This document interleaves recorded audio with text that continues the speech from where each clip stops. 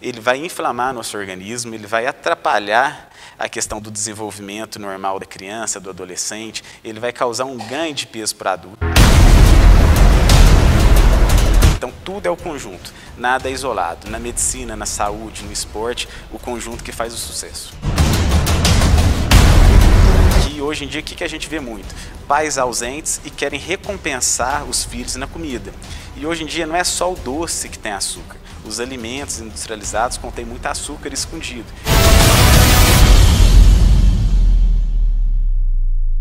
Olá galera, sejam todos muito bem-vindos ao canal Uberaba em Movimento. Eu sou Leonardo Rosa, estou chegando com mais um vídeo e é para o nosso quadro de entrevistas. Hoje o bate-papo é com o nutrólogo, Dr. Eduardo Oliveira. Boa tarde, tudo bem? Boa tarde pessoal, tudo tranquilo?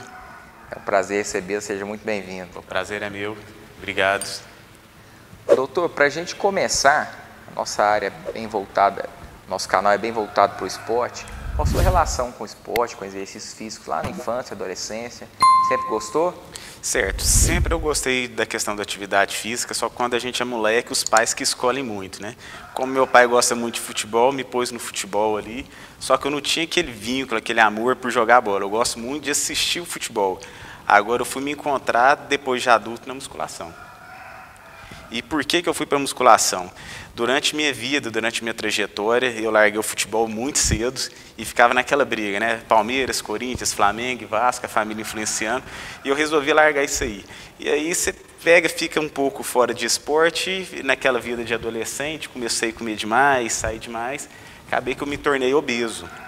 E quando eu estava assim, com um processo de obesidade já me trazendo muitas patologias, como hipertensão, colesterol elevado, eu também adquiri uma hérnia de disco, eu parei e pensei, eu preciso mudar. Foi quando eu achei a musculação e me encontrei nela. E aí, se apaixonou na musculação? Apaixonei na musculação, apaixonei na medicina esportiva, na nutrologia, na qualidade de vida, e eu prego isso para mim e para os meus pacientes. Sim. Então, essa paixão pela musculação te influenciou na escolha dentro da medicina, mas também você já tinha decidido fazer a medicina? Sim, eu já tinha decidido fazer medicina, só que ela influenciou ainda mais a escolha da especialidade. Exato, exatamente. Especializou em nutrologia, né? Nutrologia. É isso.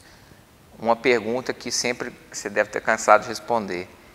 Qual a diferença do nutrólogo para um nutricionista? Certo, essa pergunta é corriqueira mesmo.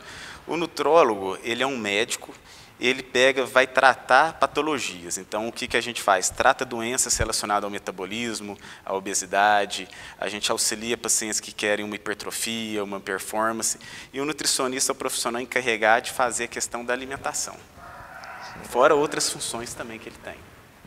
Isso, então montar a dieta, enfim, as orientações mais por conta do nutricionista, né? Correto. Você falou das questões de patologias, né? E aí a gente vê muito questão hormonal do pessoal, principalmente na musculação. Existe em todos os esportes, né? Mas vamos focar na musculação, que eu acho que é onde mais tem, né?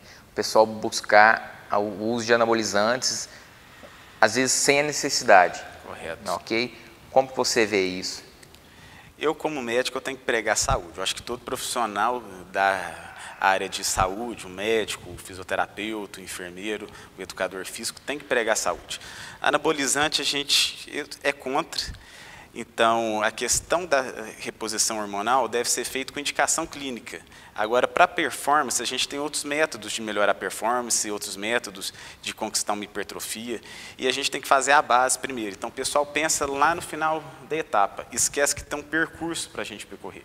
Então, a gente tem que cuidar primeiro da alimentação, tem que cuidar do sono, tem que cuidar do intestino, tem que ter equilíbrio, não pode estar ansioso. A questão tem que estar assim, alinhar todo o metabolismo do paciente primeiro, dar os estímulos hipertróficos adequados, e com isso o paciente vai desenvolver. E há algumas formas também de melhorar a questão do hormônio testosterona no paciente, de forma não hormonal, e isso vai dar estética e performance para ele.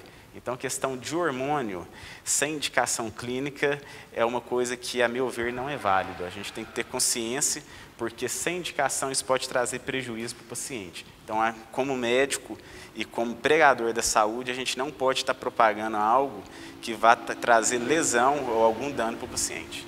Sendo os efeitos colaterais são muito severos, né? Com certeza. Às vezes não de imediato, mas a médio e longo prazo são severos e muitos permanentes, não é isso? Exatamente. Então, ok. Você falou aí, já citou até questões de aumentar os níveis de testosterona sem propriamente o hormônio mesmo, Correto. né? Cita pra gente algumas dessas formas aí, e já emendando a pergunta, a questão de suplementação alimentar também, o que você acha? Ótimo. Então, o que a gente tem que pensar? Na base fisiológica mesmo. Então, primeiro, melhorar a questão da alimentação, dar um aporte de gordura boa para o paciente, porque isso vai estimular a melhoria da testosterona dele. A gente tem também algumas medicações que estimulam a produção hormonal. Um exemplo é o Clomid, que dependendo do paciente a gente utiliza, porque tem pacientes que chegam ali jovens com uma testosterona muito baixa. Então a gente faz um estímulo ali para conseguir um nível melhor, adequa a questão da alimentação, adequa o sono, adequa o metabolismo do paciente, e ele vai ter um aumento natural dos hormônios dele. Então a gente tem essas formas. Como suplemento, eu gosto muito da creatina e da betalanina. Então, assim, a creatina tem evidência científica, a creatina eu prescrevo tanto para o adolescente, quanto para o adulto, quanto para o idoso. E é uma coisa que eu falo para todo paciente idoso, creatina todo mundo deveria estar usando. Melhora a questão da massa muscular, auxilia a questão da resposta da imunidade. Então, assim, é o melhor suplemento que tem hoje em dia, a creatina, e deveria ser usado por todos nós. É isso aí, a creatina virou paixão da galera aí e tem embasamento, né? Tem embasamento. E muitos não têm embasamento científico, principalmente. A gente até conversou recentemente com o Demir Lamelini, né? E ele fez uma pesquisa até sobre a creatina mesmo e defende bastante a utilização dela. Ela é ótima. Você citou também o equilíbrio ainda, questão intestino, né? A gente vê muitas Correto. pessoas reclamando, né? De o intestino não funcionar da maneira correta e isso interfere no desempenho esportivo, no desempenho da musculação, né? Fala um pouquinho mais pra gente aí. Certo. O intestino é um dos órgãos mais importantes que a gente tem. É onde que vai absorver nutrientes. E outra coisa, se o intestino não funciona bem, ele pode gerar processo inflamatório, isso vai desencadear algumas doenças no paciente, isso vai atrapalhar a performance. Então a gente tem que cuidar do intestino. Não adianta nada a gente pensar numa formulação ótima para o paciente se o intestino dele não está legal. Então é importante fazer um trabalho com lactobacilo no intestino para renovar essa flora bacteriana. Só que o paciente ele tem que ter a consciência do seguinte, não adianta nada a gente tratar o intestino e ele trazer processo inflamatório, trazer toxinas através da alimentação. Então uma coisa vai relacionada à outra. A gente cuida da alimentação, cuida do intestino para o paciente ficar bem como um todo. Então a gente sempre pensa dessa forma. Ok. Entrando um pouquinho aí da questão da alimentação, muita gente usa muitos medicamentos, chás diuréticos e acha que aquilo ali e às vezes está perdendo peso e acha que está saudável. Explica também um pouquinho mais para a gente sobre essas questões exageradas, às vezes, de chás ou outros medicamentos diuréticos. Olha, tudo que é exagerado é deletério. Até a água, se beber demais, vai passar mal. Essa questão do emagrecimento, a gente não pode ficar focado a peso na balança, a gente tem que ver a questão da composição corporal. Tem muitas pessoas que ficam só em dietas com chás, algumas dietas muito restritas, e aí perdem muito na balança, só que na hora que a gente vai analisar, o paciente perdeu massa magra, massa muscular e não gordura, e isso não adianta de nada, isso atrapalha o paciente, cai a taxa metabólica, então facilita ele a ganhar peso depois. É por isso que muitas pessoas perdem tanto bom de peso, passa um tempinho e já tem a recidiva do peso. Nesse período agora de pandemia, mais recentemente, surgiu algumas pesquisas aí que relatam que muitos pacientes que tiveram complicações em virtude da Covid-19 tinham uma deficiência na vitamina D, não é isso? Você deve estar mais por dentro do que eu sobre o assunto. Comenta para a gente o que tem de comprovado sobre isso e como que a gente pode, através da alimentação, aumentar os níveis de vitamina D no organismo. Correto. Essa questão do Covid é uma coisa nova, está muita coisa em estudo ainda, não se tem certeza de praticamente nada. Só eu mesmo, esse ano, fiz 3 atualizações no Einstein, então toda vez que a gente vai atualizar, muda a questão de protocolo. O que se sabe hoje, que está sendo muito discutido, que quanto melhor a massa muscular do paciente, quanto melhor os níveis de vitamina D, ele tem uma resposta à inflamação melhor, a imunidade dele responde de uma forma mais adequada. Então a gente tem que sempre pregar o esporte.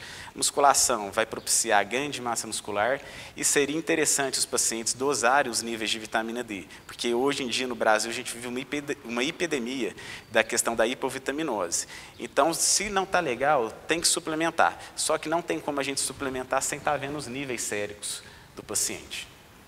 Não é só comprar uma vitamina D ali, Exatamente, né? Porque aí pode acontecer o seguinte, a pessoa entra num caso de intoxicação por excesso de vitamina D. E também, só para complementar, não adianta nada só pensar na vitamina D, a gente tem que pensar no complexo de vitaminas também. Então, um exemplo, se a B12 estiver baixa, vai atrapalhar na questão da vitamina D. Então, tudo é o conjunto, nada é isolado. Na medicina, na saúde, no esporte, o conjunto que faz o sucesso. Sem dúvida, tem que procurar profissionais para se prevenir, né? A prevenção é o melhor remédio, como diz o ditado já. Com certeza. Por conta das correrias do dia a dia, acho que a vida está cada vez mais corrida, o pessoal tem recorrido a alimentos mais práticos, né? E muitas vezes industrializados. Como você vê isso aí? Então, o industrializado é um grande vilão para o ser humano. Eu falo que comida boa era aquela comida de vó, um arroz, um feijão, a carne, a salada, o ovo lá tirado do galinheiro. O que acontece hoje em dia? Devido à facilidade, os industrializados ganharam um grande espaço. E sem contar com o industrializado, geralmente ele vicia. Então é muito comum ver a mãe pegando, comprando suco para a criança, achando que está fazendo algo saudável, comprando Danone, comprando outros produtos industrializados. O que acontece é o seguinte, o produto industrializado, ele vai inflamar nosso organismo, ele vai atrapalhar a questão do desenvolvimento normal da criança, do adolescente, ele vai causar um ganho de peso para adulto. E devido a essa inflamação que esse tipo de alimento causa no nosso organismo, a pessoa vai perder rendimento no treino, vai também ter perda de massa muscular, vai começar a ter acúmulo de gordura. Então a gente tem que fazer um processo de desinflamação do organismo. Para quê? Primeiro, melhorar a saúde, porque se estiver inflamado, a longo prazo, vai adquirir aquelas doenças crônicas não transmissíveis, como diabetes, hipertensão, a síndrome metabólica. Tem muitos casos relacionados a enxaqueca, Alzheimer, mal de Parkinson. Então é uma gama de patologias que essa inflamação causa. E a inflamação também piora algumas outras comorbidades, como, por exemplo, a artrose é piorada, a fibromialgia é piorada. Então, a questão alimentar no tratamento de várias doenças, inclusive a gente pode citar alguns sintomas, enxaqueca também, ela piora o quadro. Então, os industrializados contribuem grandemente para prejuízo da saúde da população, eles devem ser evitados ao máximo. Então, eu falo o seguinte, a comida boa é uma comida natural, comida de vó mesmo, comida simples, que é fácil de fazer, basta organizar, deixar ali pronto e depois a pessoa vai administrando o tempo, mas tem que comer bem. Essa questão do industrializado é totalmente deletério para a saúde. Sim, se programar, né? Muita gente tem usado agora os fins de semana, até para congelar, faz a comida para a semana toda, congela e depois naquela correria vai utilizando. E já que você tocou no assunto, na hora que vai congelar, a gente tem que fazer o alerta do plástico também, né? Por conta do BPA que contém no plástico. Se a gente leva um alimento quente ao plástico, libera o BPA, ou se leva o alimento congelado para o micro-ondas, vai liberar o BPA. BPA é uma toxina, vai inflamar o organismo também. Então, o que é o adequado? É ou usar uma vasilha de plástico sem questão do BPA, ou então vasilhas de vidro. Ou então pega, põe no prato e leva para o micro-ondas. Ok. Questões dos açúcares também, acho que cada vez o consumo é maior, né? Com certeza. Pessoal, e começa desde criancinha, né? Semana passada a gente teve o Halloween, né? E aí, confesso que foi a primeira vez que os meus filhos consumiram açúcar de forma exagerada. A gente tem sempre esse controle, até porque minha mulher é nutricionista também. Então a gente tem sempre o pé no freio nessa relação. Mas vamos lá, questão de consumo exagerado de açúcar. É a mesma coisa, açúcar é um alimento inflamatório, o excesso dele é deletério. Então a gente tem que tomar consciência, tem que alertar os pais também, que hoje em dia o que a gente vê muito? Pais ausentes e querem recompensar os filhos na comida. E hoje em dia não é só o doce que tem açúcar, os alimentos industrializados contêm muito açúcar escondido. Então, como forma de recompensa, desde a infância, os pacientes estão aprendendo a consumir açúcar de forma exagerada, e isso vira uma cultura do açúcar. Tem a cultura do produto industrializado, a cultura do açúcar, e isso inflama o organismo, isso causa doença. Hoje a nossa população brasileira está repleta de diabetes, a grande maioria é adquirida. Então a gente tem que ter essa consciência, nada em excesso faz mal. O açúcar em excesso faz mal, o sal em excesso vai fazer mal, desenvolve hipertensão, e tudo isso culmina nas doenças metabólicas. Então, o que a gente tem que ter sempre é a busca do equilíbrio. Muito bem. Fala um pouquinho mais para a gente a questão da relação do ganho de massa muscular para auxiliar a perda de gordura, a perda de massa gorda, né? Correto. É por isso que a questão da balança em si não é relevante. Muitos pacientes querem focar só no peso, e o peso é composto de massa muscular e é composto de gordura. O que é interessante na questão do emagrecimento é o paciente poupar a massa muscular dele, ou inclusive aumentar em alguns casos, e reduzir essa massa de gordura. Então, quando você aumenta a massa muscular, você melhora a sua taxa metabólica. Melhorando sua taxa metabólica significa que o que você come não te engorda tanto quanto engordava antes. Então, eu falo muito para o paciente, ele tem que melhorar a musculatura, não adianta nada focar só na gordura. Aumentou a musculatura, vai melhorar a taxa muscular, o alimento não vai causar tanto prejuízo para ele, e a gente precisa pensar também a médio e longo prazo, porque lá na frente ele precisa ter uma alimentação saudável, uma alimentação que vai nutrir o organismo dele, sem causar essa questão do ganho de peso. O que acontece muito são pacientes chegando sem musculatura nenhuma, uma taxa metabólica muito baixa, e aí o nutricionista, o médico que está auxiliando, tem que fazer um plano nutroterápico bem restritivo, porque parte do processo também é a gente cortar caloria. Então eu falo sempre, é importante a atividade física, e é uma atividade física de força, então tem que gerar a questão do ganho da massa muscular. E um exemplo deles é a musculação. Sem dúvida, a musculação contribui muito para isso aí. Tem gente que só vai procurar. Tem gente que acha que quem vai para a academia é para virar maromba, né? Exatamente. Não é até por uma questão funcional mesmo, né? Musculação é um excelente exercício e é para todo mundo. Musculação é para todo mundo, inclusive para os idosos, né? E aí vamos voltar para a questão da pandemia, né? Que os idosos aí são o maior grupo de risco, né? Fala um pouquinho mais para a gente dessa importância aí e como que o idoso pode se prevenir. Correto. Primeiro, tem que tomar as medidas gerais de precaução, né? Tem que seguir as normas do município de questão de evitar aglomeração.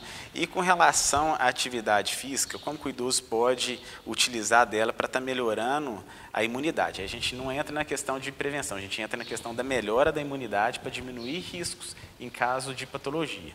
Então, o que acontece? O idoso ele tem que ter alimentação saudável, eu gosto de prescrever para idoso também a creatina, e eu oriento todo paciente meu a fazer musculação, os idosos. Por quê? Geralmente, com o avançar da idade, a pessoa perde muita massa muscular. Então, com isso, fazendo todo esse balanço do organismo do idoso, a gente consegue melhorar a musculatura do idoso, melhora a imunidade, a gente suplementa a vitamina D, mas antes sempre dosando os níveis para ver o que vai ser preciso. Então, a musculação auxilia demais o idoso. Por quê? Vai melhorar a questão da imunidade, melhora a musculatura, melhora a taxa metabólica, sem contar que libera endorfina também, né? Todo esporte libera endorfina e isso vai dar prazer para pessoas. Então, os idosos muitas vezes estão muito solitários, ficam deprimidos, os filhos saíram de casa, os netos saíram de casa. Então, a musculação e qualquer atividade física é um grande lazer para o idoso. Então, a gente deve estimular, só que hoje em dia, por conta da situação da pandemia, a gente deve tomar as medidas de segurança cabíveis também. Muito bem. Doutor, um ídolo. Paulo Musi. Paulo Musi, para quem não sabe, é um médico, ele atua nessa área da nutrologia, da medicina esportiva, ele tem uma carreira na musculação também, é um cara que me inspira, foi meu professor, então, assim, fora o conhecimento e o respeito que a gente tem que ter pelos nossos mestres, é um ídolo fora da questão da medicina, como pessoa, como pai de família.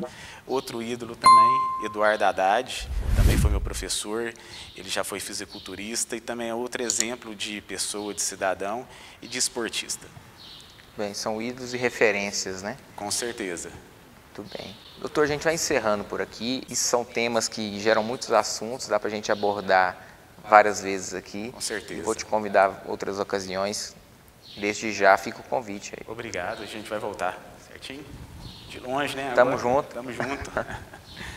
Pessoal, então se você gostou do vídeo, já se inscreveu no canal, já curtiu, um grande abraço e até o próximo vídeo. Um abraço.